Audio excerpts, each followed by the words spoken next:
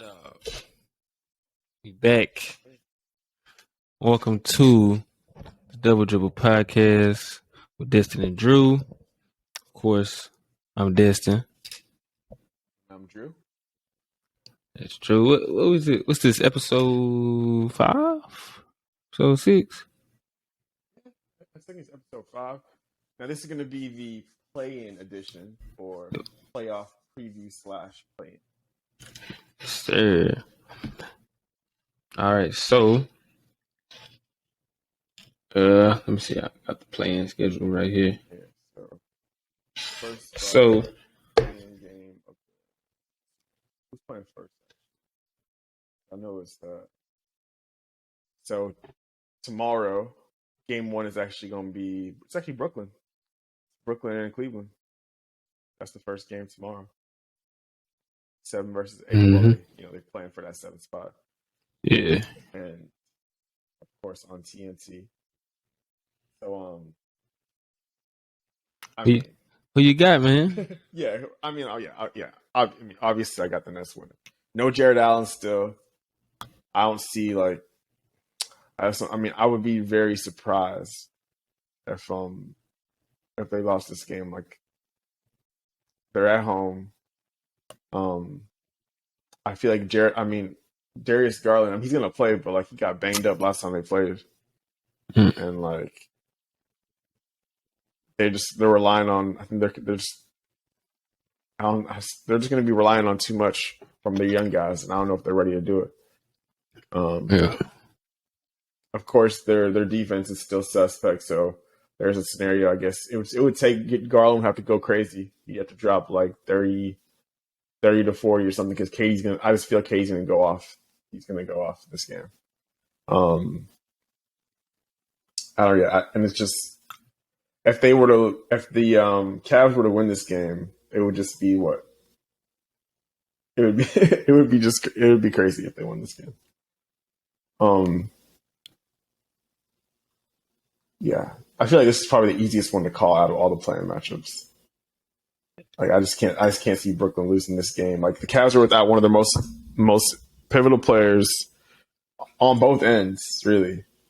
And we just saw them play the Cavs not that long ago, pretty recently, and they lost that game. Cavs have been struggling as well. They've been losing a lot these past. They've been just dropping in the standings. They're not playing. They're not playing anywhere close to their best basketball. I don't see any reason why they would be able to pull this one out. Especially because of the injury. Yeah, of course, because of injury. The only wild card is, I guess, the Nets would just have to, it would have to be like a 120, 130 type of game or something like that. Yeah. Nets big even, I would say. But Nets big. It's a pretty bold prediction. Nets big. I got the Nets. Of course, I just feel like they got the best player in the game. They got the best 2 players actually on the court. And one being Kevin Durant. I was thinking in a game like this, like a playoff game, basically that's what this is. He's gonna come up big. I think the Cavs got a bit of inexperience on their roster besides Kevin Love. But everybody else, they never been. Yeah. Love's been a low-key 6th man of the year candidate for real too. He's been having a nice season. Yeah, he's having a really good season. Kind of like a little resurgent season right here. Mm-hmm. But just besides him in a playoff type game, even though this technically isn't a playoff game, but it is a playoff game. Like the Nets, they have a lot of experience with. You can go down the list. Really, you got Kevin Durant, Kyrie, you got Andre Drummond, you got Goran Dragic, you got Seth Curry. You can, so it's just they got a lot of stuff in their favor.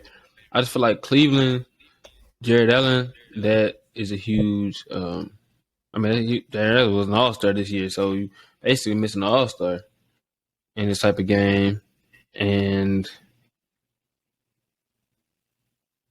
I just feel like Cleveland needs another guy besides Garland to help match the scoring that Brooklyn's going to give you. And Karis LeVert could be that guy. Yeah, I forgot. I forgot. I almost want to say, I mean, that he has this. There's an outside chance he can maybe go off a little bit. But if Karis LeVert goes off, that gives because I fully expect Darius Garland to get buckets. I think he's going to be somewhere between 25 and 30 points this game, and with double-digit assists. Like I think that's the type of game he's going to have. I also think that KD is going to be the beast that he is, and Kyrie he shows up in big games. He's going to be the beast that he is. If they can just get somebody to help match the scoring of Garland and an effective level too, where they can compete and stay in the game. Because I think if the game goes down to the wire, then palms get sweaty. So never know what can happen in that case. But prediction going in, I'll put all my chips on Brooklyn. I just feel like they have like some great players over there. KD, arguably the best player in the world right now, and they have the experience on their side. They have home court. I won't pick against them. I don't see them losing this game. But if Cleveland is going to get them a chance opportunity, Karis LeVert will have to be that guy to show up and have something to say about that. No, yeah, I agree. It would just I just don't know if they have enough to keep up and win a type of 120, 130 type of game or whatever that's going to be. Of course, you never know. It could be one of those games where KD and Kyrie are hitting and they're not getting production from everybody else. That would be the other possible scenario. But I just don't see that happening. And Brooklyn has been playing like some. I might mean to cut you off, but Brooklyn just been playing great ball like recently. So it's just kind of helps them out too. All right. So second play-in matchup tomorrow is going to be Clippers versus Timberwolves out west, and that's the late game. Yeah, and that I think is going to be a real good game. Actually, yeah, I really want to watch that one. I agree. I think that's going to be a really good game too.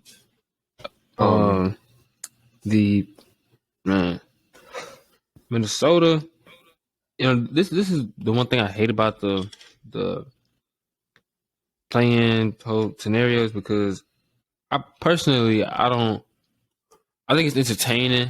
I won't say I really like it. I guess because I'm used to like the old school old way. Like if you have the best record, top 8, you make the playoffs. Like yeah, and this is kind of why because like towards the bottom of the standings, San Antonio and New Orleans will have like close records, so they'll play each other. The Lakers at that period of time was like right close with them too, so I kind of get it right there. But Minnesota, up until the last week of the season, they had a chance to move up to maybe 5th. Really, they had lost a few games, but they had a chance. They had a chance to move up to 5th, and they only 2 games back at Denver.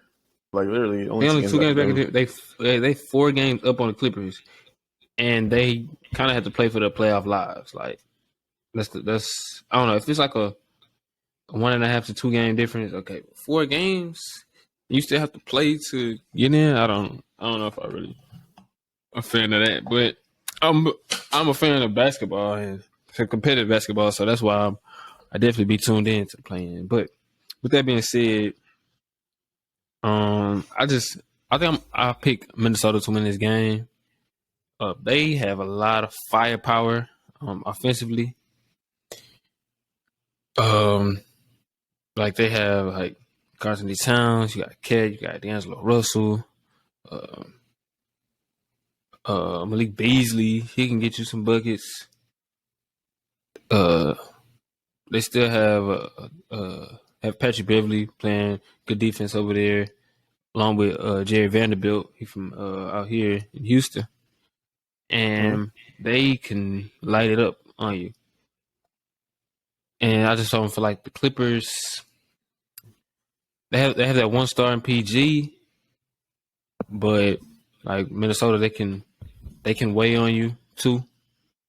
Now, with that being said, I can very well see the Clippers winning this game, though. Yeah. I'm kind of picking Minnesota only because they've just been the more consistent and the better team all season. But the Clippers, they improved their defense a lot too. Like they're actually a pretty decent defensive team. yeah, absolutely. But the Clippers, they are very well coached. They have like one of the best coaches in the league, I think. They have their star player certified, Paul George. He's going to be back. And they have a really great they have great chemistry, and they have great just role players. Like you have Reggie, like I can see a game with Reggie Jackson goes crazy, Marcus Morris, Batum, he's an experienced player. And their bench is good too. You still got Terrence Mann off the bench. You got Hardenstein, who I really like. He's former Rocket. Yeah, but Hardenstein, he's really nice. Like he can get you rebounds. He can pass really well, finish inside. They can light it up, and they have like the most comebacks this season. I think they had like the biggest comeback in NBA history. One of the biggest comebacks this season. Like they came from down 30. I think it was against Washington, something like that, and that was without Paul George. So they're never going to be out of the game, no matter how Minnesota can light them up, and they're well coached. And Minnesota, the only thing, they don't really have experience too much on their side. Like Clippers, they have That's probably their most experienced player. Yeah, probably Pat Bev. But I mean, the Clippers, they have some guys too that can they have Luke Kennard, who's like probably the best 3-point shooter in the league right now. But I mean, so it's just I can see it going either way. But yeah. To me, I mean, like I'm gonna just show agree. Minnesota a little respect. I'm gonna pick Minnesota to win. Yeah, I actually have Minnesota winning too. But the more I hear you talking about, it makes me almost want to pick the Clippers because that experience thing doesn't matter. Now I don't know if it matters as much actually in a one-off game, in a one-off game situation. It might not matter as much because it's not really like a playoff game. I mean, it is, but like. It's single. I mean, not really single elimination because both these teams get to play another game if they lose. So given that, like, I guess like it's not really. I would say I want the Timberwolves to win. Like, I want the Timberwolves to make it. I think that would be more interesting. It'd be more fun to see them in there, and of course, both those teams end up making it anyways because they get a second chance to play. But if they made it, like if the Timberwolves won day 7, they would play who would they play in the first round? Just like if they made it, it would be like what? Oh, they play Memphis. Memphis. If they made the second. If they win the second. If they win tomorrow, it's gonna be Memphis versus Minnesota. Yeah. Which I still think would be even more fun than watching the Clippers versus Memphis. That's two like young teams with a lot of like upcoming stars and some like Cat's been a star for a few years now, but he's still relatively young. I think that'd be a fun matchup. And yeah.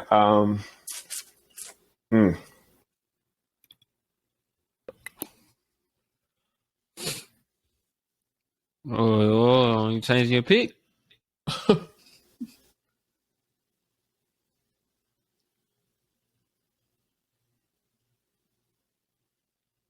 Like I said, I can see the Clippers winning.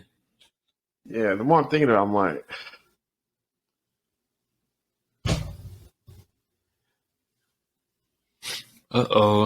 yeah, I am gonna go with the Clippers. Actually, the Clippers. Yeah, hey, I'm gonna go with the Clippers to win. I can say I don't want the Clippers to win though. I want Minnesota to win, but actually, I still have a feeling the Clippers are gonna win this game. I have a feeling P's gonna have one of those. He's gonna have a big game. I think this is gonna be like a game where it's gonna be a late night, like coming down the stretch, and I think he's gonna have a big. Yeah, I'm going with Clippers. Okay. Um, Hey, I'm not mad at that pick at all. Hey, I'm tempted too. but I still want the Timberwolves to probably make it. And I hope they could win like the second matchup, but we'll see. Gotcha. Um, the Wednesday games. So Yeah.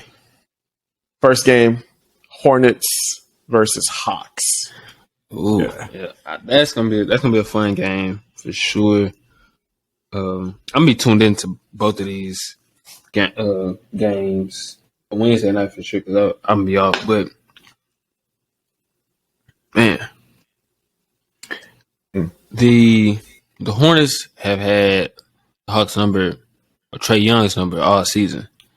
Like they've been, I think they've played them like 3 times, and like each time he's just been like pretty clamped up.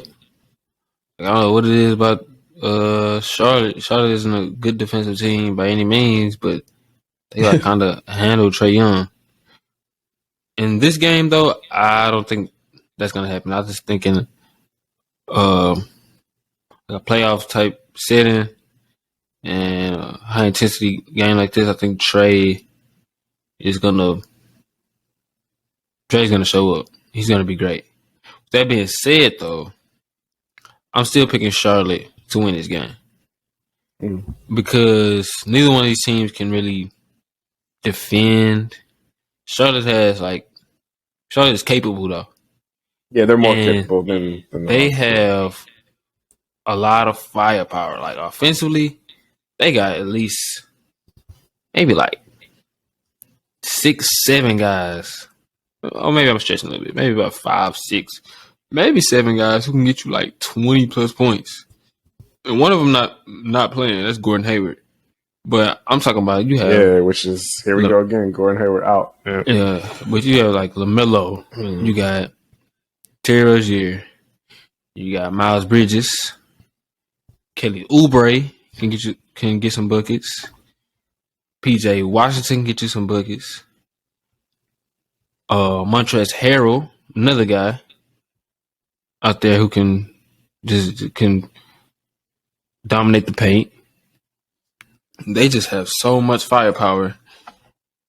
And they are like extremely fun to watch. They probably the most average team this season because I think they've won as many home games as away games. Won as many. Yeah. So it's like they point differential is like even or something. I don't know, but they're extremely fun to watch. And like they firepower. I just feel like it's gonna kind of overwhelm Atlanta. Atlanta got some firepower too, but I think I mean, what Charlotte has is this gonna be. So this should be like a high scoring game. Both these teams for sure poor defensively. Both have really good offense, and they have great guard play. By the way, my pick is Charlotte. My pick is Charlotte. Yeah. I'm going with the Hawks on this one. I feel like Trae's gonna have like a big like 40-point night. I don't think I don't think it's gonna be a game where they're gonna be able to stop Charlotte, but I feel like they're just gonna be able to outlast them, outscore them. I definitely feel it's gonna be a shootout type of game, and I think I'm gonna go with the Hawks to win this one. So, I feel you. Part of my reason for picking is Trae has had some bad games against them. I know, right? Yeah. I mean, but I know Trae's is gonna show up, but I'm more focusing on the will of Charlotte in a way because they kind of been improving year by year. Last year they when the play in they lost. Maybe this year in play in they win. Yeah, I feel like and that's another reason. That's something I'm also thinking about. Is last year they lost bad. Yeah, they did. It was almost like a It was against Indiana, right?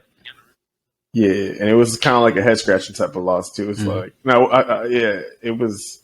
It was against Indiana. Indiana lost. Indiana beat them. They lost to the Wizards. I remember Russ had like a big game.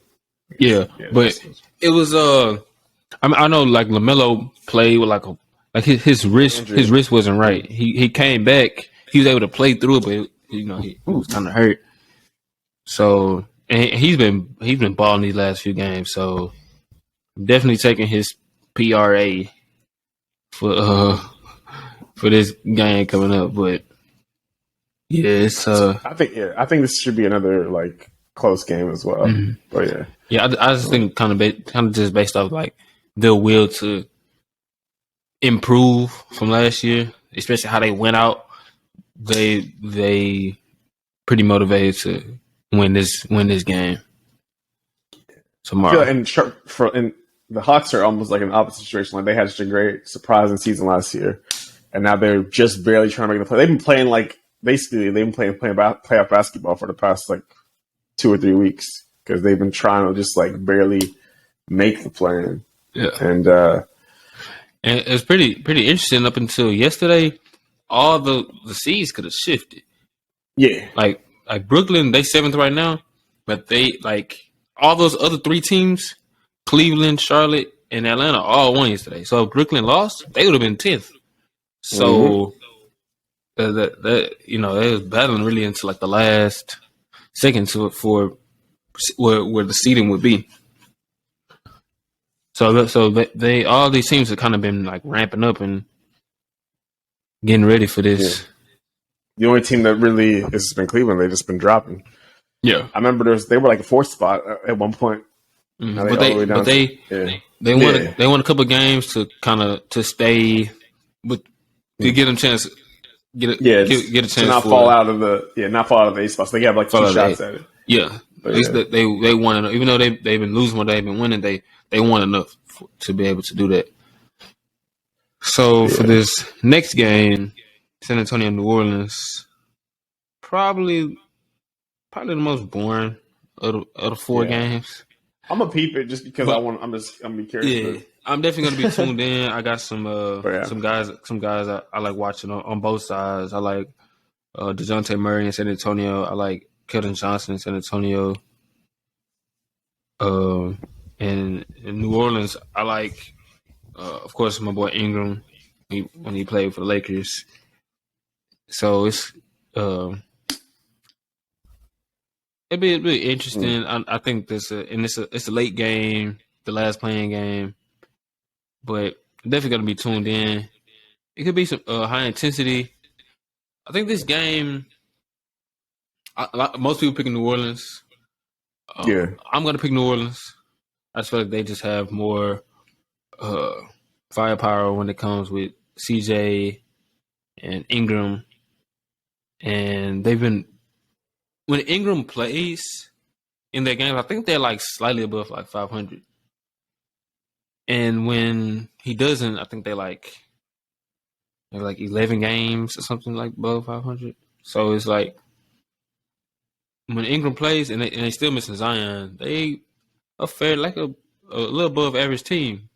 So with him playing, DeJounte Murray just came back from some weird injury he had where he was or illness or something. I don't know. I mean they still have like one of the best coaches of all time on their side. DeJounte Murray, who's been great this season. Like he almost averaged a triple double. Keldon Johnson has improved. They share the ball. It's a cool team to watch. I don't think they're a good team, and I'm just gonna pick the better team of the two.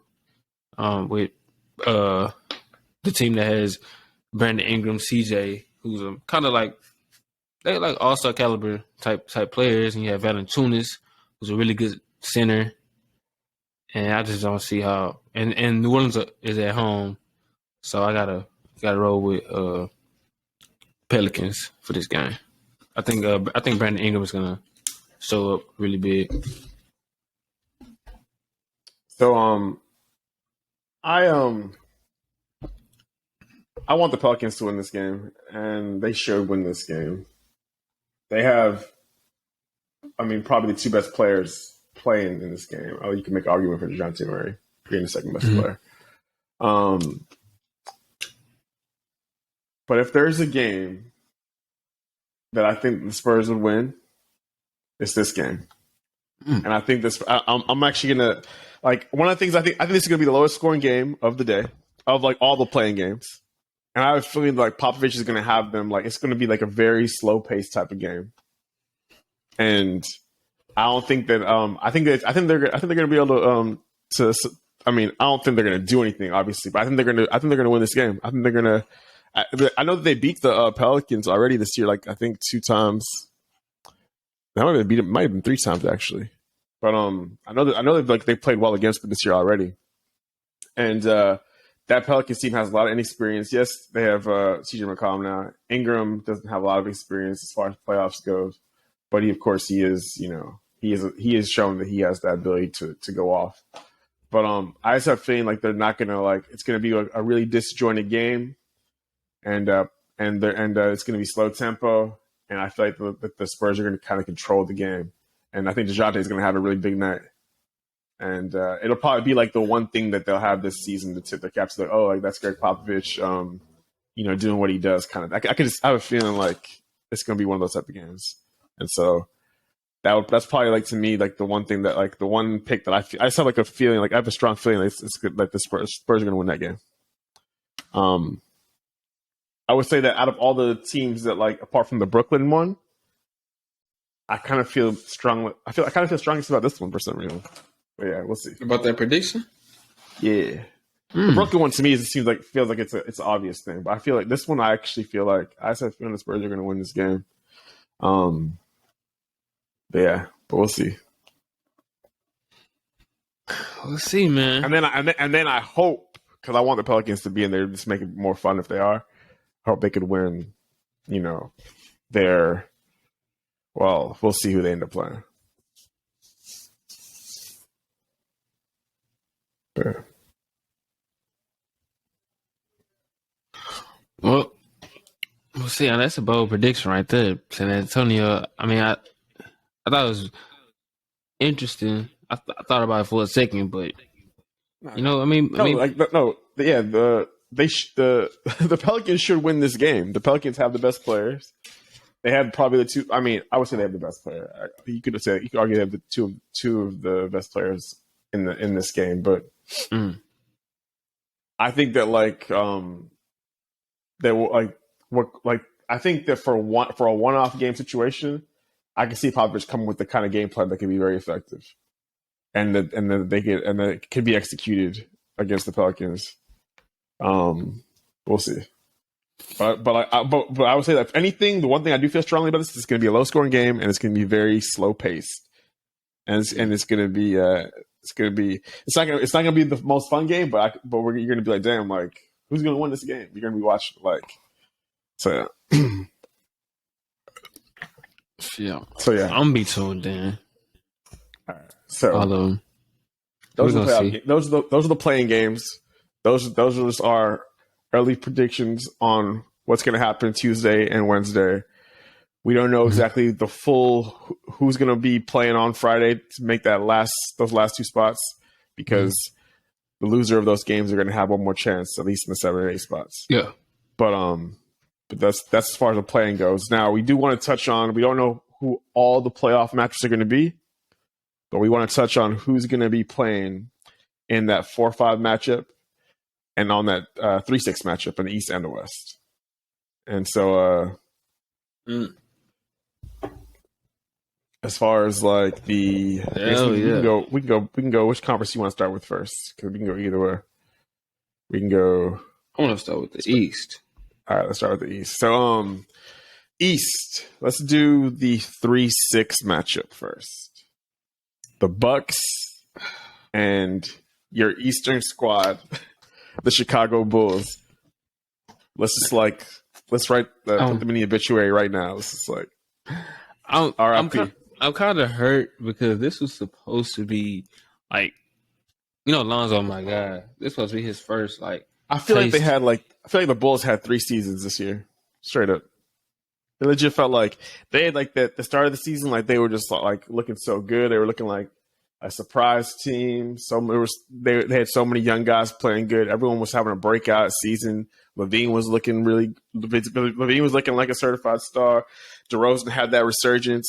Lonzo was showing his value and how impactful he is on both sides of the ball. Caruso was a nice pickup. They had young players like Patrick Williams, who's out now. And they had No, he's of back. course, He's back now. well, yeah, you're right. He is back now, but he was out for so long. He was out after that start, and it was like, damn, like this actually looks like it could be a surprise team that could get somebody maybe like win a playoff series, surprise somebody. Then they had all these in and out guys in the lineup. Levine gets hurt. Like COVID. Yeah, and then it became the DeMar DeRozan show. Damn, DeMar DeRozan's an MVP contender. Like he actually what? And he was carrying them on his back for some of these games, getting clutch shots, and it was still fun, but it was like, damn, it's just sustainable type of thing. Yeah. And now it's like, damn, it does not look sustainable. But it's like, but yeah, it ain't been looking good because I feel like Levine is playing through something right now. Yeah, with his knee, probably since All-Star. Yeah, yeah, he's effective, but his explosion and his lift is it like kind of comes and goes, and he's gonna have like about a week off to rest that before the start of this playoff series. But once it gets started, it could throughout the series, throughout like 3-4 games, it could kind of weigh on you. Vucevic has been a letdown, to say the least. He's supposed to be like all-star caliber center, and he's been okay. He's been pretty good, but I mean, anytime he plays like a dominant big, who they're gonna play against, arguably the best player in the world, the most dominant player in the game, Giannis, he gets killed, and doesn't help that Caruso is probably like an all defensive caliber guard, which the Bulls really need is defense. He's kind of playing through an injury right now. Patrick Williams, he gave some Bulls fans a little hope yesterday. Yesterday he went off. He dropped like 35 points, and he was just looking like a baby Kawhi Leonard, really. But the injury to Lonzo really hurts them because it gives you somebody, and you're forced to play Ayo Dosunmu, who's pretty good, but he's a rookie. He's inexperienced. He doesn't shoot the ball as good as Lonzo Ball. He doesn't play defense as good as Lonzo Ball. His IQ isn't as good. And I'm not saying Ayo can develop into a reliable, positive winning player, which he kind of already is.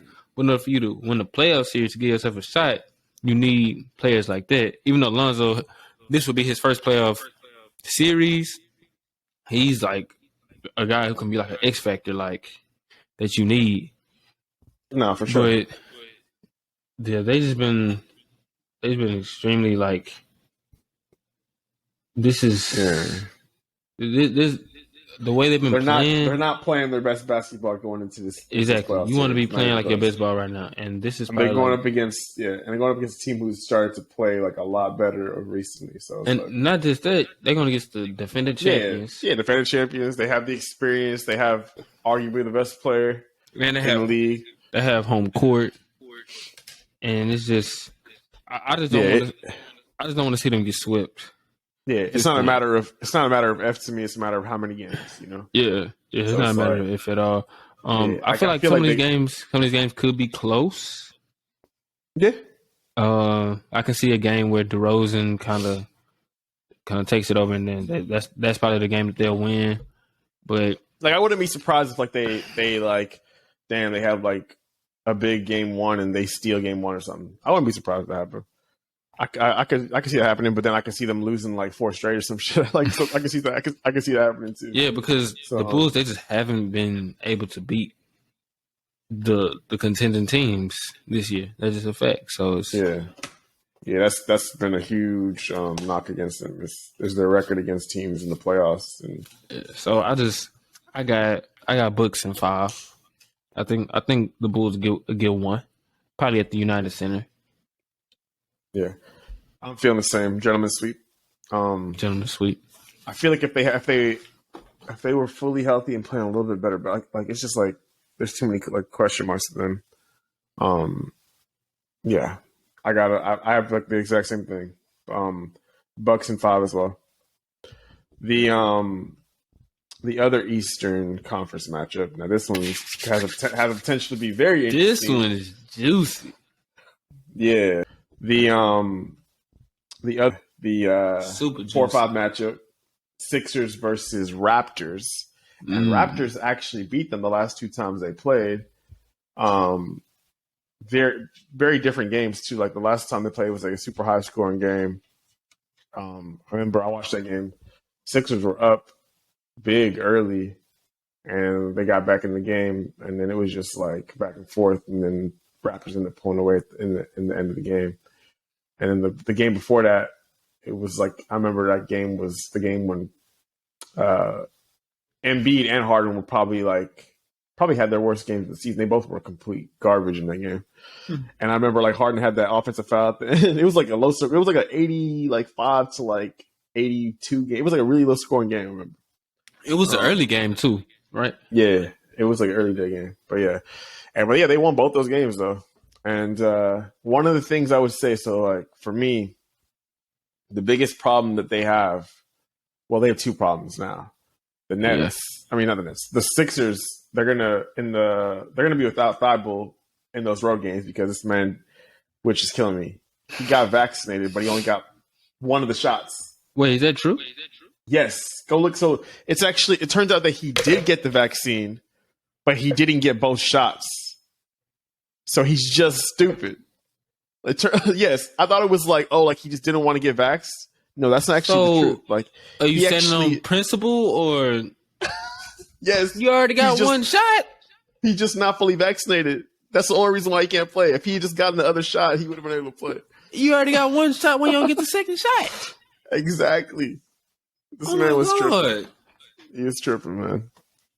So it was completely pointless. Like, what was the point of even getting the vaccine if you, as a player, if the whole reason for you to get the vaccine as a player is so you could play, right? And he got one of the shots, and that's jokes to me. But it's also like what are you doing? So I don't know who they're going to give his minutes to. They might just play more Tobias, maybe play more they might just play more minutes to like their regular rotation. I wish Doc would actually, if Doc had some sense, he would play Paul Reed because he's actually looked pretty nice. I like in the he's only gotten like very limited minutes, but when he plays, it's weird to me. But I mean, it's not. It's Doc, this is just Doc being who he is. He loves experienced vets to a fault, right? Exactly. He is clearly better than DeAndre Jordan. Than DeAndre Jordan and Paul Millsap at this stage of his career, right? He's better, more active. He goes, he'll come out there and if he plays 10 minutes, he'll get you 5-6 rebounds, right? I remember that game they had against Milwaukee where they lost the game.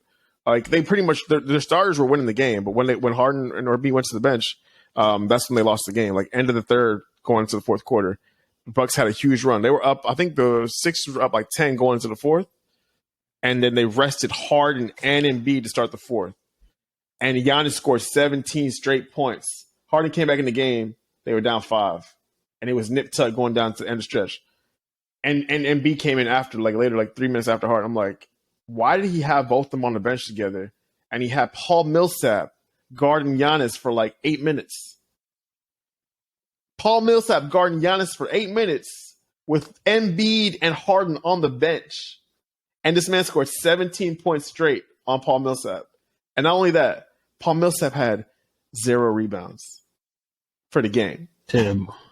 0 rebounds. So he should be playing, to me, all their backup center minutes should be going to Paul Reed. I know he's young, but he's clearly more athletic and he plays harder. DeAndre Jordan, his biggest thing, he just does not play hard. He's old and he does not. He also doesn't play with sense too, but he don't play hard, right? And like you'll see a lot of times where he's just like not trying or he's not moving his feet. Yep. And that's literally like exactly what Paul Reed does. So I don't know. Maybe we'll see.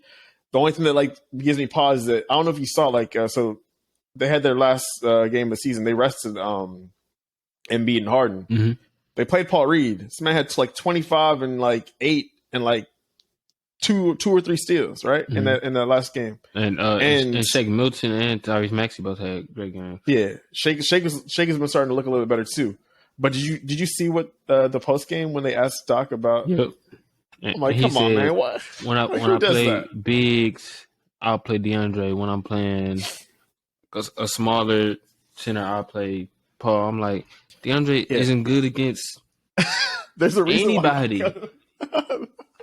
But he said something worse than that to me. I'm like, why would you say that to a young player? Like why would you say that in a press conference at all? But like Doc just loves to say whatever. I don't know. Like so they asked him about like, do you think you'll play Paul Reed more in the playoffs? Because after he's been looking really good like in the minutes that he's gotten, and he said this isn't the Paul Reed victory tour. We're out here trying to win a championship, and I'm like why would you even say that? Like, just answer the question. Like, you don't gotta put down the man. Yeah, I'm like Paul Reed probably like, damn man, I guess I ain't gonna play. Like what? So like that, just stuff like that. Like that's something that I feel like they should do, especially if Thibault's going to be playing less. Maybe give him some more minutes. But they just like Toronto's a lot more athletic than them, and Toronto's going to be confident going into this series. So that first game one, I'm gonna be watching real close. Because if Toronto's able to steal game one, oh my goodness, all the pressure and the talk and all that stuff. Yeah.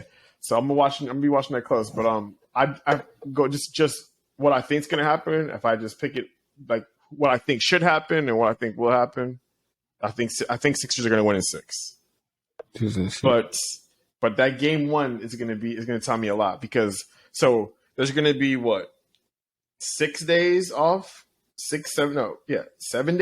until they play 7 days off until they play. I have a feeling we're going to see a better James Harden physically. I think he like in these games where whenever he's had these little breaks this season, his best basketball has been after these breaks. So this game one, I feel like Harden's going to play well. He's going to look spry. He's going to be looking like healthy, and he's going to be explosive. We'll see. And if that's the case, I do think that the Sixers are going to win game one, and then they'll be in a good position. But they squander one of these games, and then they're going to be without Thibault and less depth going into Toronto with no home court advantage and down one of their best perimeter defenders. It's going to be cause for concern. It's going to be a lot of talk. It's going to be a lot of pressure. It's going to and so yeah, we're going to see. But I would say most likely Sixers in 6, and I have a feeling just like we're going to see a better version of Harden and. People are going to be like, oh, like maybe he is fine. Maybe he was just dogging it until the playoffs got around. But but we'll see. But yeah. Man, this is probably going to be the most. Well, it depends who Brooklyn. It's going to be a really competitive series. It depends who Brooklyn ends up playing, but it's probably going to be the most interesting first half matchup to watch. For sure to watch. Absolutely. Man, that Bible news really changed everything. I can see like a lot of people betting on the Raptors to win this series at the upset. I can see like money coming in, people throwing like stuff down to try and bet the Raptors because I think they won the season series, and Thibault's out for all the road games. Mm-hmm. And now it's like the question is, which James Harden are we going to see? And we know this season has been all over the place. It's been especially like he just hasn't looked right. That's my biggest thing. He has not looked like James Harden, at least for any consistent stretch of time. Like when he's playing basketball game after game, like when he has some breaks, he looks great. Mm-hmm. And that's why I think that they're probably going to get those first 2 games. I think Harden's going to look. I have a feeling Harden's going to look really good in those first 2 games. But then even then, I think that the series. That's why I still think it's going to go 6 because I don't think Harden's going to look that good as the series progresses, and it's going to be more. It's going to be put more on Embiid to have to go and drop 40. I think that we're still going to see Harden be able to average like that 20 and 10 or whatever, but I like that Harden they can get 30 and they can give you like 30-point triple double or something like that. That's the thing that like we haven't seen consistently. But we'll see. We'll see what happens. I feel pretty good about Philly in 6, but that game 1 is going to be very telling. Yeah, I think the fact that they're missing Matisse Thybulle, who's not only like their best perimeter defender, he's like one of the best in the league, is really going to hurt them for those away games in Toronto. And my prediction for this series. You calling it now? Go ahead. I'm set. I'm taking Philly in 7. Okay. I'm taking Philly in 7. I just feel like Joel Embiid, he's been super dominant this year. Even though Toronto is super athletic, they well coached on it, and they kind of always give Embiid fits. Yeah. Nick Nurse has a good game plan against. He like it's what I've talked about with the potential Celtics Sixers matchup, which is probably not going to happen now. But yeah, it's like he just like they have really long athletic defenders. They know how to throw guys at him, blitz him with the double teams, like right when he's going into his moves and recovery. Mm-hmm. Yeah, so they long all over. Like they got Scotty Barnes, Siakam, they got Boucher. Mm-hmm. They got OG Anunoby, Chris Boucher. Yeah. They got some long-armed guys over there. Yeah, and I can see the one thing I will say is I do think it's going to go 6, and I wouldn't be shocked if it went 7. Honestly, I also wouldn't be shocked if it went like 5 even. It's just like there's just so many question marks I have that I really need to see. I don't know what I'm going to see on certain aspects because I also like Siakam. Siakam be doing some stuff sometimes. I'll be like, actually, Siakam he can go out there and just be like, because he's one of those guys they need him to be big in this series, right? Definitely. If he's out, yeah. If he's coming up and he's playing like how he's played in some of these past years before, like where he's just been just stinking it up. Yeah. Like 6 for 28. And this is going to be a really quick series. Like, I mean, it could be potentially, but I don't really see they need him to be their most consistent guy. Barnes has been really good rookie, arguably rookie of the year. I think that you could make. I think he might be. It's like right here. It's going to be coming down to him and Mobley. But those last 2 months, he was probably the best rookie. If Thybulle was full time, if Thybulle was full time, I have Philly in 5. Yeah, that's what's making me say 6 because that. But, see, what's making me say 7? I just feel like in the first 6 games, Toronto's gonna have 3 home games. Without Thybulle, they're gonna win 2 of those to me. And I just feel like Nick Nurse and he's gonna find a way to neutralize Embiid for one of those home games. Maybe it could be game 5 or it could be game 2. One of those, and they could pick up one of those. They could steal one on the road. With Thybulle missing time, I feel like Toronto's just even if it goes to 6. Without Thybulle, they're significantly more athletic. Like on the perimeter, I don't know how they're gonna match up as well with some of their. Like it's gonna be very interesting. I mean, they don't really have anybody that's yeah, and it's like after Thybulle, who's their best like perimeter defender, like Danny Green. Yeah, I mean they're going to be counting on Danny Green to play a lot more in this series. Which Danny Green he's still capable defensively, but he's not. Yeah, what he was. He was an All NBA, all defensive guy, and that's what Thybulle is. So I think they're going to. It's kind of he's counting on. Are you going to have a good Danny Green this day? Or are you going to have which Danny Green you going to have this day? But, yeah. But That's kind of a yeah, my main thing for picking at 7 is I think they're gonna really miss him. And I expect Embiid to play MVP caliber. I expect Harden to play good, but MVP like Harden. If Harden matches Embiid, this series would be like quick. Now I don't expect that, well, but I still expect Harden to play really good basketball and have some of those games where he looks like Harden for real. That's for me. I feel very strongly about those first 2 games in Philly. I feel like we're gonna see like, oh damn, look at Harden. Like he's fine. He looks like he's back, guys. Yeah, he's balling. He's looking like and then like probably like game 5, something like that. It's gonna be like, and that could probably be the game Toronto steals. Yeah, but yeah, and yeah, and I feel like Toronto they can play. They playing really with nothing to lose. They don't have like no pressure on their side. The pressure is really all on. Oh yeah, Embiid, the pressure is immense. Harden. Immense on because Embiid having his MVP season, Harden got the trade to Philly, and everybody's gonna be like hyper focused on him. So anything that happens, if he even has like just like a bad shooting night and they win, the pressure's gonna be building. So it's like it's definitely. I mean, like that's clear. Like we know that both those dudes got all the pressure on them in this. Yeah, so this gonna be. Yeah, that's another thing. Toronto's playing with house money. They got a bunch of young dudes. Yeah, and they're confident because they won the last 2 matchups. So, yeah, it's gonna be fun. Yep.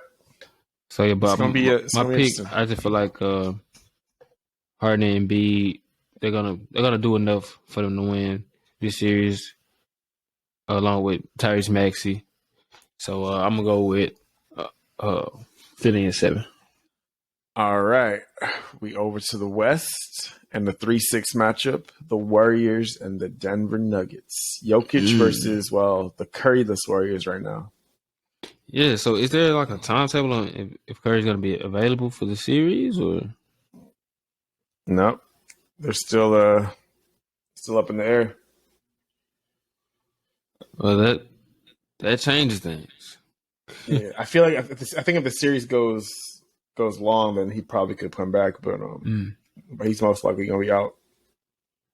Well, man, it's kind of tough. It says actually, you know what? There's a chance he could play earlier because it said Steve Kerr says that he's not going to be available for game 1, but that he's close. Yeah. So he said that like it's going to come down to the wire whether or not he can play like game 2. So there's a chance that Curry could be back possibly like game 2 or game 3. Okay. If they split those first 2 games, then there's a chance. I mean, if Steve Kerr's comments are actually any truth, or if he's just not saying stuff just to like keep the Nuggets guessing or something. Yeah. But yeah, if it's true that he's going to possibly play like game 2 or game 3, then yeah. I got for this series. That's a hard series for the call. Yeah. I'm picking Golden State in 5. I'm assuming that Curry will be back by game 2, maybe game 3. But let's say he come back for game 2. I'm picking Golden State in 5. I just feel like, as it stands, Jokic would be the best player in the series, even with Curry in the series. But the Warriors, they play just a beautiful brand of basketball. I feel like Jordan Poole, he's probably going to be most improved player of the year. He's been a beast, especially with Curry out. He's been a beast. Clay has regained his form like greatly. Yeah, he started to play a lot better recently for sure. A lot better. Has some big games. Yeah. And Wiggins, he kind of picked it up the past few games. I know he was shooting terrible from the free throw line ever since All-Star break, but he kind of picked that up a little bit. And I just feel like the best player in the series is Jokic, but the next like 5, including Steph Curry, is probably like on Golden State. and Probably. they just have some experience on their side. I think Their defense has been amazing again as well this year. Yeah, and I feel like they're with gonna make it. Draymond. Yeah, they're gonna make things hard on Jokic to like, because he's gonna have to go crazy this series. Like he has to, like, as far as scoring the basketball, he's gonna have that's to true. drop in Now, like 40 points. And if they were, let's say, both teams fully healthy, that's with the Warriors with Steph, but the Nuggets with Jamal Murray and Michael Porter Jr., that would sway me. But as it stands, I just feel like Golden State, they're kind of like a well-oiled machine, and Nuggets are like kind of like Jokic or bust, really. Like they have complementary role players who are able to cut, and like Aaron Gordon plays very well with Jokic. You have shooters with him. You got Will Barton. What's the other guy? Monte Morris. Jeff Green plays really well with Jokic. And you have complementary role players who help him out, help his numbers look great, and they allow him to succeed in the regular season. But in the playoff series, you need those. You need like a Jamal Murray. You need a Michael Porter Jr. to help take the pressure off, and you don't want to just simply rely on those role players. And I feel like Golden State, they have way more players who are X factors and ability to play at an all-star level, at least. And that's not even including Steph Curry. I think it's going to be like we saw last year when Jokic when they lost to the Nuggets. I mean, when they lost to the Suns. To the Suns. Yeah, like I think it's going to be a similar situation. Like it's just like he's not going to have enough out of those role players, and it's going to he's I don't think he's going to be able to provide the scoring that's going to be necessary for them to win. Like he's going to have to go insane. He's going to have and nuclear. Yeah, and of course, if Steph is out for the series, then they have a chance. But I still think that even without any Steph, I can still see the Warriors winning the series without Steph.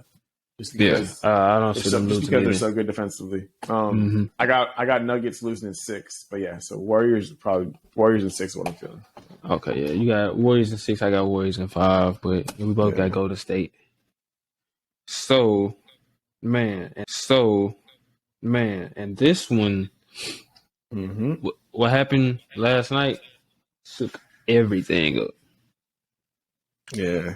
Because I for sure had Dallas winning this series. Like 100%. Like no doubt in my mind. I had Dallas winning this series. I didn't have them for sure. I still had it being a close series. I was probably leaning towards them, but I didn't have them for sure. But now it's like you lose a top 5 MVP candidate, a clear superstar, Luka's top 10 player now, right? Did they even need to win that game? I'm not tripping. Yeah, they needed to win that game. If they won that game and Golden State lost, they would have been the 3 seed. I thought, was it worth it to try to compete? I don't know, because Golden State is 53-29 now. Dallas is 52-30. So Golden State lost. But if they would have got the Nuggets, I guess that would have been maybe an easier match. Yeah, it would have been an easier match. Yeah, but even then, just having a higher seed is better for. I say like the next round you'll go into the playoffs. Let's say you get home court against. Yeah, you get home court, whatever. So that's cool. With man, that Luka injury, that sucks. That freaking sucks. I want to say Luka is just like one of my favorite players, but he is definitely one of the faces of the league and very fun player to watch. It definitely kills the playoff buzz for sure. Like for sure. That was I was looking forward to like a few different matchups with the Mavericks, and this was supposed to be the season Luka got out the first round. Like I told you, like Luka is going to be one of those ones. Like I'm saying, Luka's going to be one of those ones, man. I'm talking about like I'm so skeptical. I'm talking Andrew. We're gonna look back at this. No. I'm not skeptical as far as him being a superstar.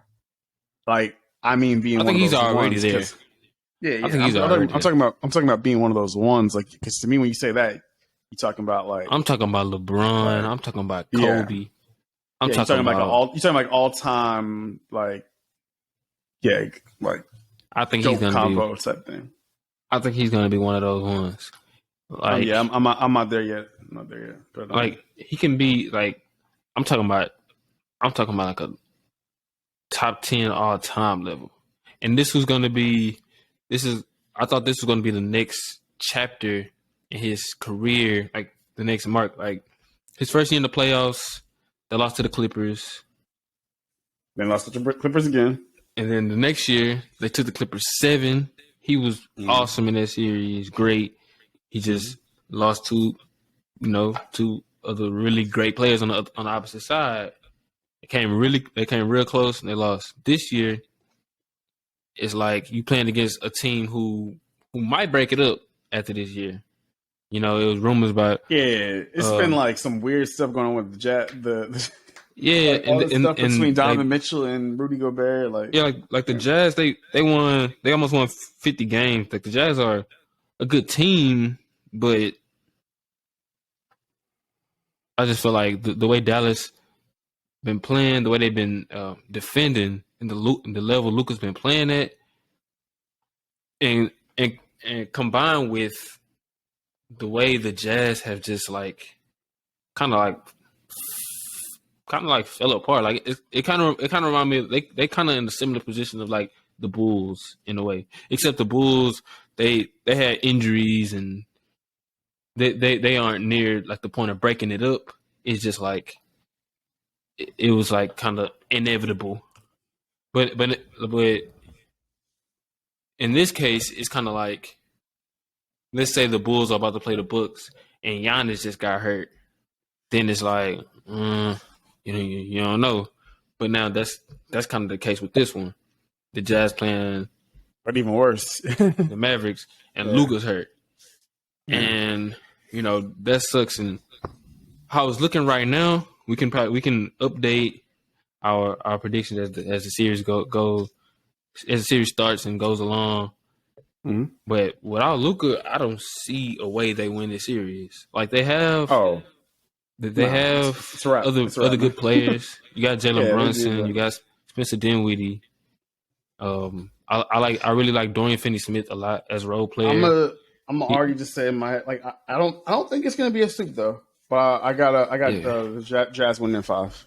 I think that the Mavericks will get a game just because the Jazz just like after I saw what happened last year, the way they went out. They've been doing that this year. But the way they lost to the Clippers though was just like it was tragic. That was like I got to be kidding me. Like they had some massive choking in that series, but collectively, I think that the Mavericks will get at least one. Like they're gonna steal one. Like Tim Hardaway Jr. will probably have a big game or something like that. But this is just us thinking that Luka's gonna be out.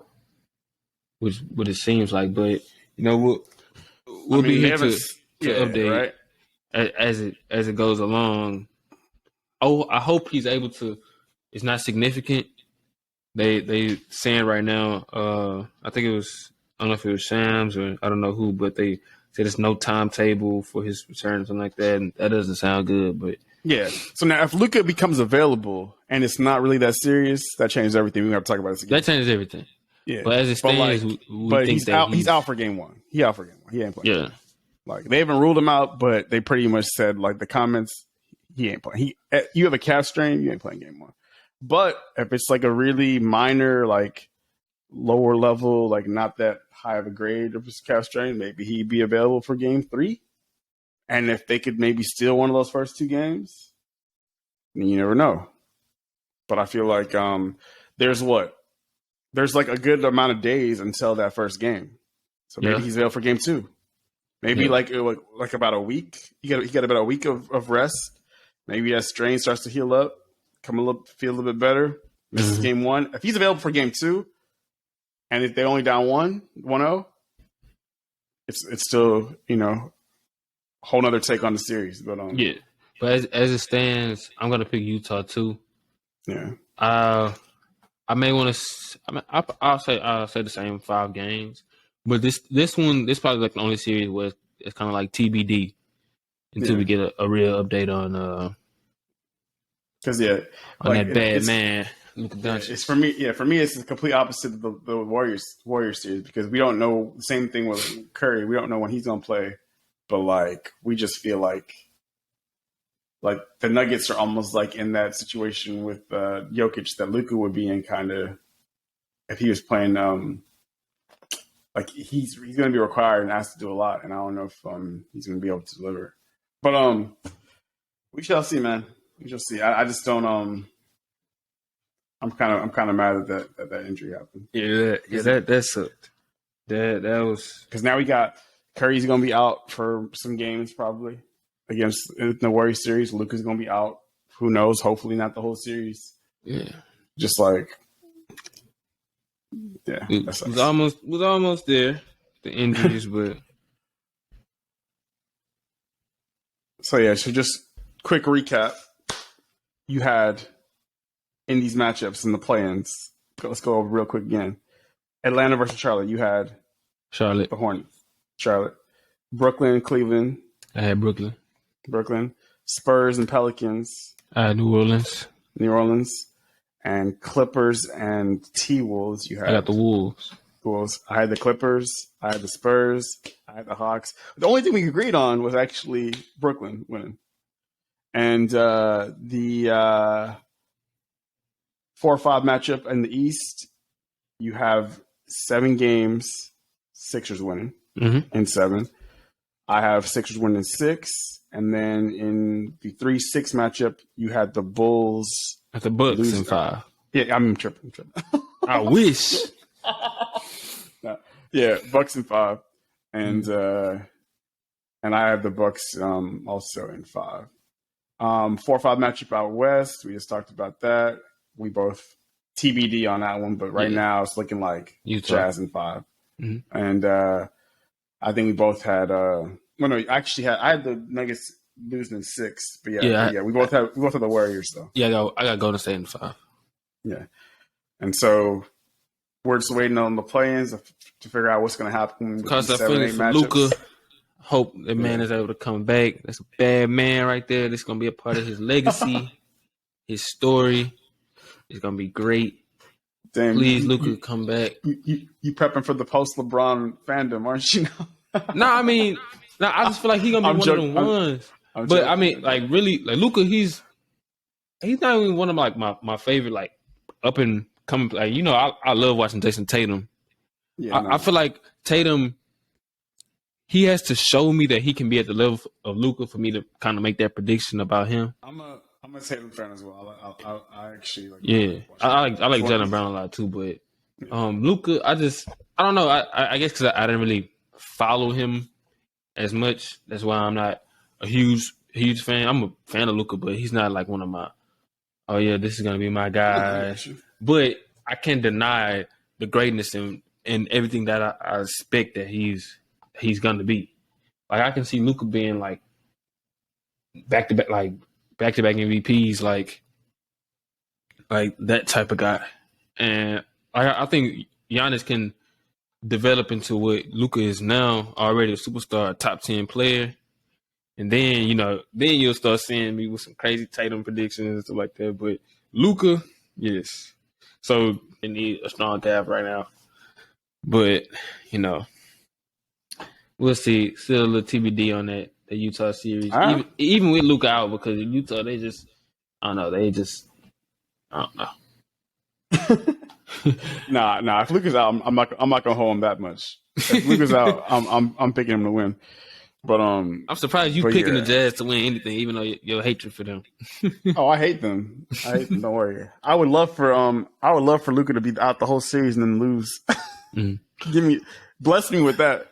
Luka don't play a single game and they lose to like Jalen Brunson. They definitely breaking it up now. They definitely breaking it up. Can you imagine? Snyder gone. The Clippers beat them without Kawhi.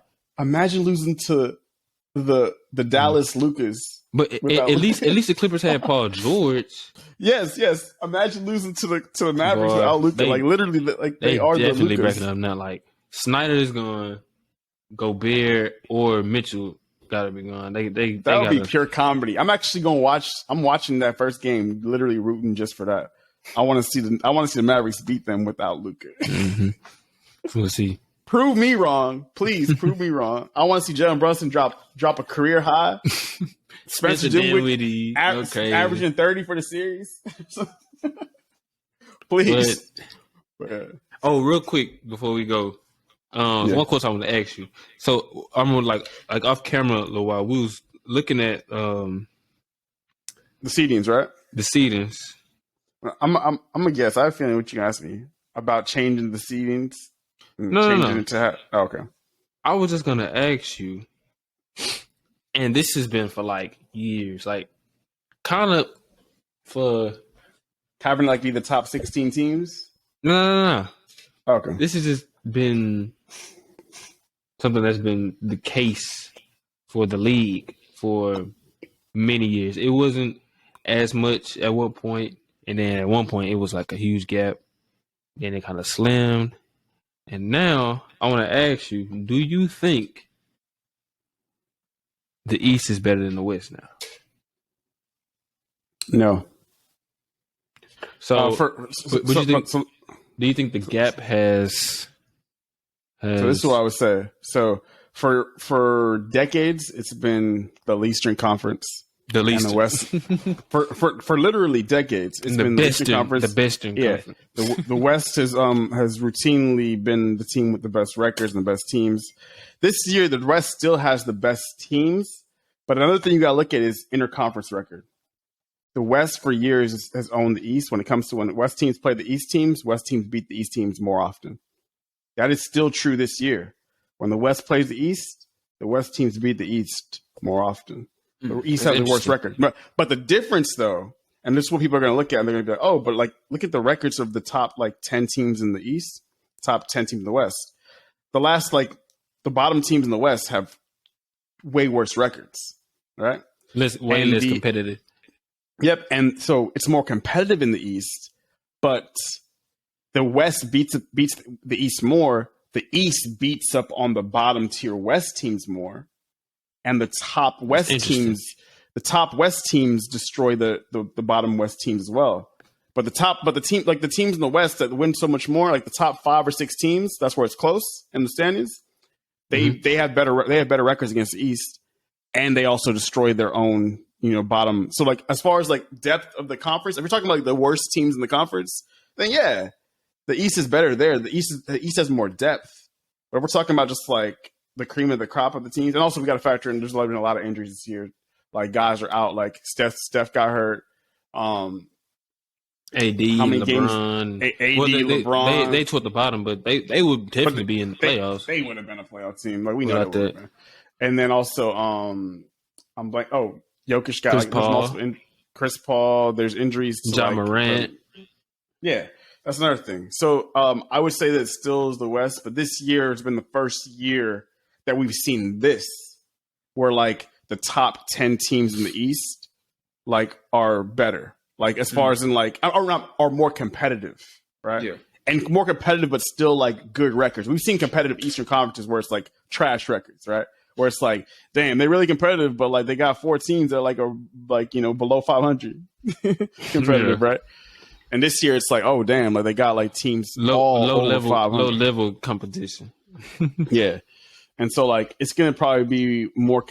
It's gonna be more close series. Probably it's gonna be more close series in the East. Yeah. It's gonna be more competitive. No question, because you got what's gonna probably be one of the best first round series in a while. You got like the Celtics versus I'm pretty sure it's gonna be the Celtics versus the Nets, right?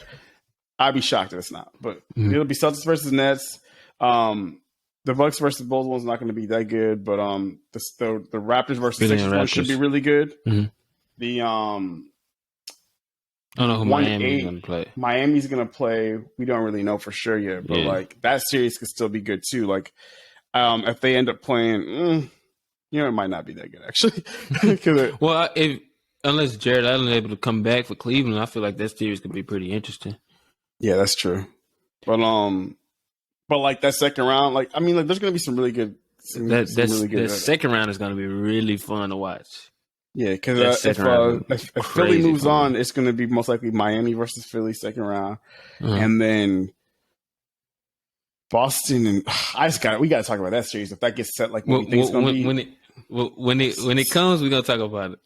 Celtics versus Nets, yeah. If it comes, I think it's inevitable, but we'll see. Yeah, and just real quick back on that West, and this has probably been like the first time where it's been kind of close at the bottom, because I remember like back in the day, I was just looking at something now. The Suns, I want to say was this 2007? I don't know, but the Suns were the 6th seed. They were 55-27. And Dallas were the 7th seed. They were 51-31. If you win 50 games, you are like a good team. And that sucks eggs. If you 51-31, you got to be in the play-in. Like imagine like you win 51 games and you got to be like you got to still play for your playoff life. Like that's the only thing, especially like revisiting history in the past. That's the only thing about the play-in. But yeah, the West has always been pretty tough. Like you win 51 games and you like the 7th seed. Like if you win 51 games right now in the West, you'll be 5th. You'll be right behind Dallas. And the Suns won 55 games, they'll be 3rd. So it's like, and like if you won 50 games in the East, you are the 8th seed this year. In the East? I'm tripping. What am I talking about? You're the 5th. You're the 5th seed, yeah. Mm-hmm. But it's not. So like Memphis and Golden State would probably be first in the East right now. Well, Memphis for sure. And Golden State got tied with Miami. So they have 3 teams in the West that would have been the 1 seed in the East. Arguably 4 teams like that could have been the 1 seed in the East. Yeah. So it's like pretty close. You know? Dallas 52-30. Mm-hmm. So yeah, I still agree with you, but I think it's getting close. For sure, no doubt. There's some teams like the Clippers and Lakers too, who if they had healthy players, of course. Like if Kawhi was healthy, it's not even a conversation. We're talking about it's easy in the West. And even with the funky fit with Westbrook, I think if y'all were healthy, y'all would playoff team as well. AD and LeBron healthy. You know, in the East, players have been relatively healthy, excluding Brooklyn, but Brooklyn's still going to be in the playoffs. But with KD's injury, but everybody else, you know, they've been relatively healthy. At least their star players. So, yeah, I still get the nod to the West, but it's not as the gap isn't as large as it used to be. That's for sure. But man, that was a good episode. These playing games have to be super fun. I can't wait. I'm be tuned in for sure. Yes, sir. Tomorrow. But I just want to get these. I really want to talk about. I really want to see what's going to happen with that. I mean, the Nets and Celtics matchup. But we're gonna hold off on. We're gonna cross that, right? Rob Williams as well. He still is out. They don't know for sure he'll be back. It's just like. Oh yeah, that's gonna be fun. We're gonna break down the 1-8 and the 2-7s in each conference next episode. But yeah, that's a wrap for this one. Thanks to everybody who tuned in to our previous episode. And you know, it's a wrap. You got anything else to say, Drew? No, I'm good. Let's go. All right. Thanks everybody for tuning in. Peace. All right.